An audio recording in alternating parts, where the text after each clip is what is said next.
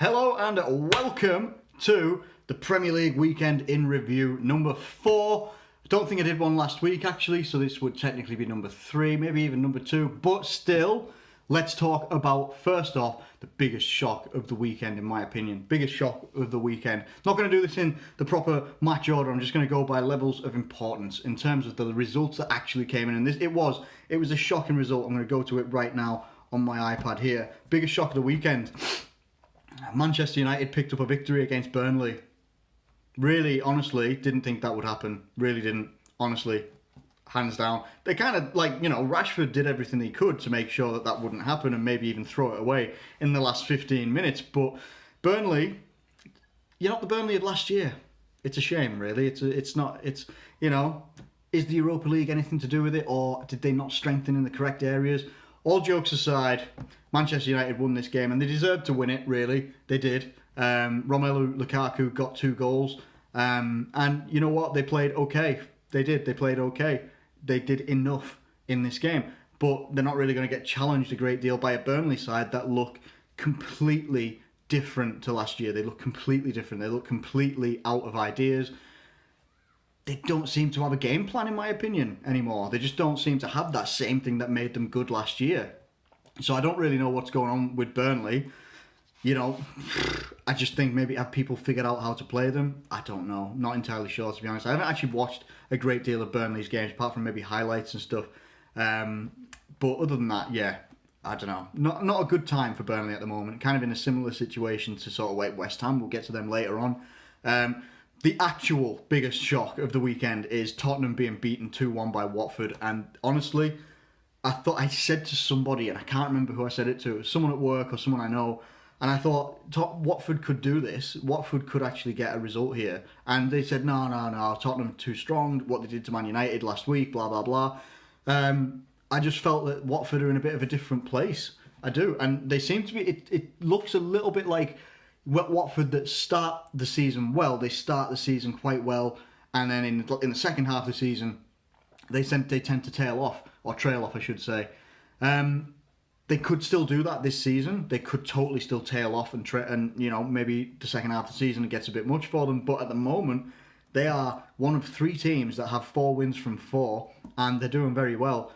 They took it to Tottenham. They really did. They used their physicality. They used their technical players very well. And they just bullied Tottenham off the park. They really, really did. Tottenham just didn't have an answer for what Watford were giving them, and I don't know why. Why could Tottenham do what they did to Manchester United in that second half, absolutely blitz them and win 3-0? They couldn't do that in this half. In fact, a Tottenham player did not score in this game. It was an own goal by Doucouré, and then the other 2 goals, I can't remember who they were by, to be honest. I think Troy Deeney scored one. Don't know who the other one was scored by. But, again, massive result for Watford, bad result for Tottenham. What does that mean for Tottenham going forward? And does this actually point towards Tottenham and their recruitment that they didn't do in the summer? I don't know. People are going to have to let me know their thoughts on that one. Almost a shocker on the weekend was Cardiff versus Arsenal. Neil Warnock came out before the game and said, I think we're going to go for goals against Arsenal. And I'm thinking, hey, it's Cardiff. Okay, it's a Neil Warnock team. Going for goals? Really? That's not the remit of a Neil Warnock team. It just isn't. But credit to them. They held it for 2-2 they brought it back to 2-2, let's be fair.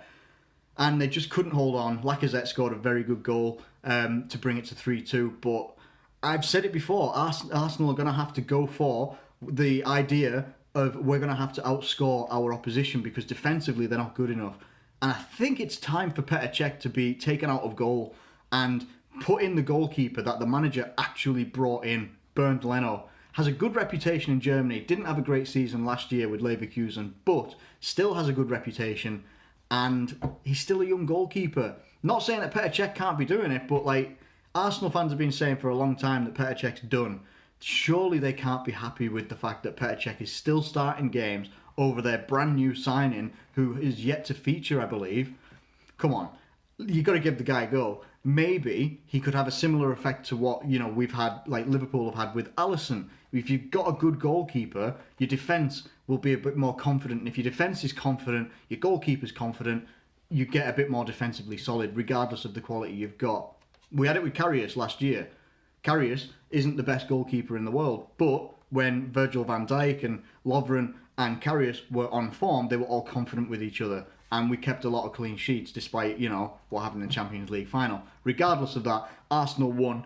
And they'll be very happy with that on the whole run of things. But again, Cardiff ran them close. And I think Cardiff have shown if they actually go for it, they could really trouble teams. And they should be doing that more often. Week on week, they should be doing that. So let's have a look at another result that I actually thought could have been another shock, which was Manchester City versus Newcastle. Newcastle fought really well in this game, actually, and I thought Manchester City actually lacked some quality. They lacked the ability to properly unlock a stubborn Newcastle side. A Kyle Walker screamer saved Man City in this game, because without that goal, I don't know where that goal would have come from. Raheem Sterling's goal was very, very good. It was a really good goal. But the counter-attack goal by Newcastle and scored by Yedlin was really, really good. It was really impressive. And that defence was all over the place. They were all over on one side. Yedlin is streaming down the pitch. Left an open goal. Rondon laid on the goal really, really well. It was such a good goal, really good goal. And I actually thought that Newcastle deserved something from that game. They deserved a point, in my opinion. But you can't take that rocket away from Kyle Walker. That was unbelievable. Really, really good. And it puts them on 10 points. I don't know where it leaves Newcastle, but they've got to be frustrated with what they've seen. Let's have a look at other results that we've got here. Chelsea versus Bournemouth. Quite routine for Chelsea, it seems. 2-0. They win. They keep their 100% record as well. Everton versus Huddersfield. Everton have dropped one here, I feel. Huddersfield haven't looked like a strong team this year, and Everton have looked like they are starting to find a good way of playing for them, like a nice style for them. And they've looked like they've improved. They actually look like kind of like what Roberto Martinez was doing when he first came to the club and he got them into 5th position in the league. They look quite okay in defence, not as good as they were back then, and they were scoring goals. In this one, 1-1 between the two. Huddersfield actually did well in this game, I think. Everton just did not do very well. Are they missing Richarlison that much? You can't... We've had it levelled at us before as Liverpool fans. You can't level it all or have it all just be on one player. So you can't have like your whole team hinging on one player.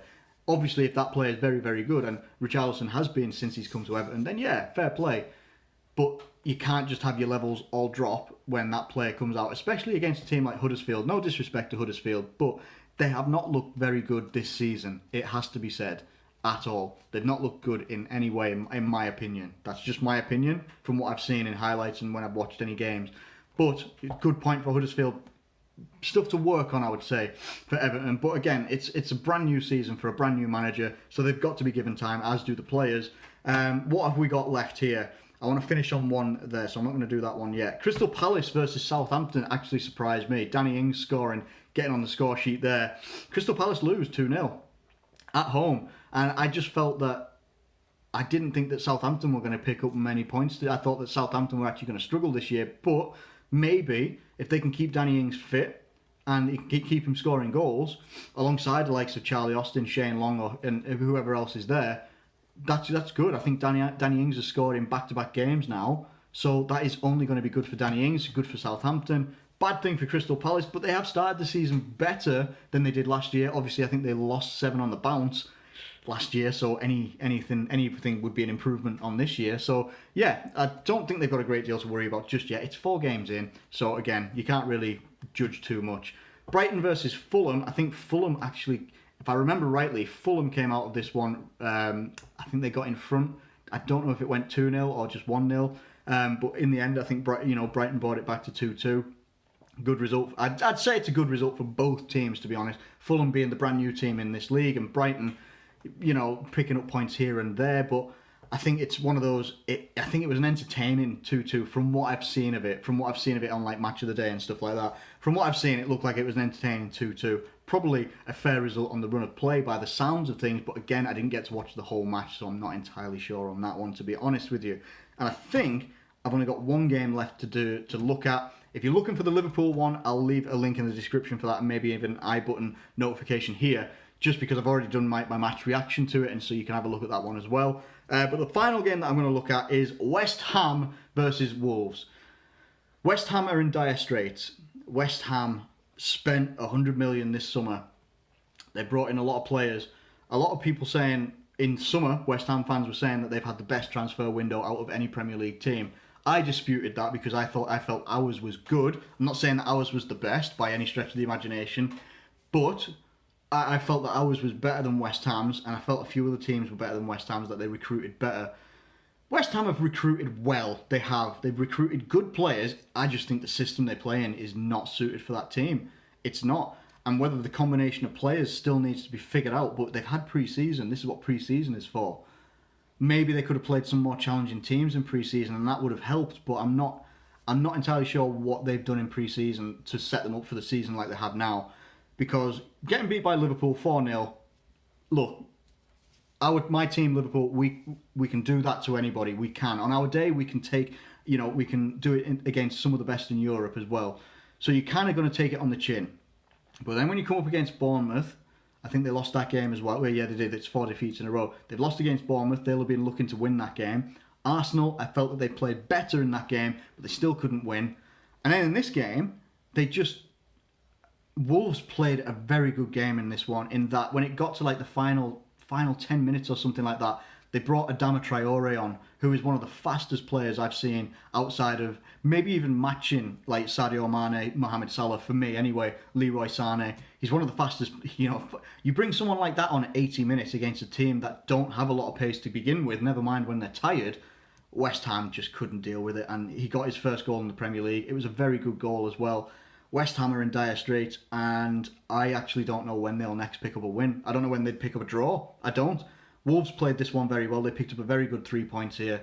West Ham could go down. It's 4 games in, and I've said that about another team saying it's only 4 games right now, but damn, man, that is just not a good time to be a West Ham fan, I would say, and that's just from the outside looking in. Anyway, I'm going to get out of here, get some food on. I've just finished work, so I'll probably get a shower or maybe a bath even.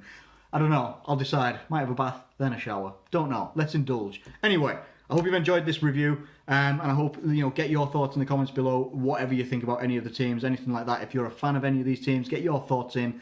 Let me know what you think of it in the comments below. Thank you ever so much for watching this video. Get any suggestions you might have for a video as well. We're in the international break now, so I might do some England coverage. I might do some extended Liverpool coverage as well. Thank you so much for watching this video. Thank you always for watching these videos. I really do appreciate it, and I'll catch you later.